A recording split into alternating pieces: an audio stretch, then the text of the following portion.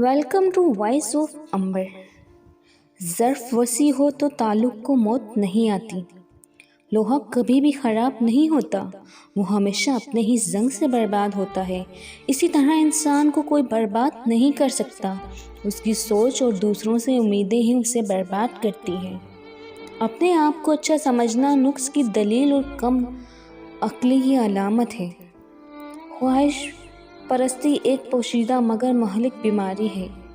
موت ایک بے خبر ساتھی ہے۔ ماں باپ کی نافرمانی موت سے پہلے موت کا اعلان ہے۔ ہر چیز اپنے وقت پر اچھی لگتی ہے۔ نیکی کمانے کا صحیح وقت جوانی ہے۔ ہم نیکی اس وقت کرتے ہیں جب برائی کرنے کے قابل نہیں رہتے۔ وقت ایک سا نہیں رہتا، دکھ سکھ ساتھ ہے، لیکن وقت اچھا ہے جو یاد الہی میں گزرے۔ جب درد حد سے زیادہ بڑھ جاتا ہے تو انسان روتا نہیں، خاموش ہو جاتا ہے۔ سمجھدار لوگ بحث نہیں کرتے۔ کوئی بھی سفر لاحاصل نہیں ہوتا۔ منزل نہ بھی ملے تو راستے بہت کچھ سکھا دیتے ہیں۔ ہر بار قصور تربیت کا نہیں ہوتا، کچھ رنگ صحبتوں کے بھی چڑھ جاتے ہیں۔ قرآن کہتا ہے، اپنے دشمنوں کی چالوں سے پریشان نہ ہوا کر، بے شک تیرا رب بہترین چال چلنے والا ہے۔ آپ کا کردار ہی آپ کی پہچان ہے۔ جب آپ اللہ کی خاطر برائی سے دور رہتے ہیں تو وہ آپ کو دوسروں کے ہاتھوں رسوا نہیں ہونے دیتا۔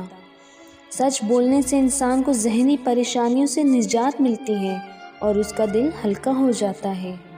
موت کو یاد رکھنا نفس کی تمام بیماریوں کا علاج ہے۔ وہ بلندی کس کام کی جس پہ انسان چڑھے اور انسانیت سے گر جائے۔ جسم چوٹ تو وقت کے ساتھ ٹھیک ہو جاتی ہے، لیکن لفظوں اور رویوں کے زخم کبھی نہیں بھرتے۔ بہترین انسان عمل سے پہچانا جاتا ہے، ورنہ اچھی باتیں تو دیواروں پر بھی لکھی ہوتی ہیں۔ مسلسل اہمیت دینے کے باوجود اگر رشتے بے قدر اور بد مزاج رہے تو کوئی ملامت نہیں رہنے کی۔ بہترین جگہ اپنی حدود ہے۔ خاموشیاں جن کو اچھی لگ جائیں تو پھر وہ بولا نہیں کرتے۔ کامیاب ہونے کے لیے انسان کو اکیلا ہی لڑنا پڑتا ہے۔ لوگ آپ کے ساتھ تب ہوتے ہیں جب آپ کامیاب ہو چکے ہوتے ہیں۔ نصیحت کیجیے مگر شرمندہ نہ کیجیے۔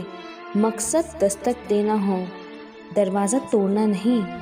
ہر بات دل سے لگاؤ گے تو روتے رہ جاؤ گے۔ جو جیسا ہے اس کے ساتھ ویسا بننا سیکھو۔ ویڈیو پسند آنے پر چینل کو لائک اور سبسکرائب کرنا نہ بھولیے۔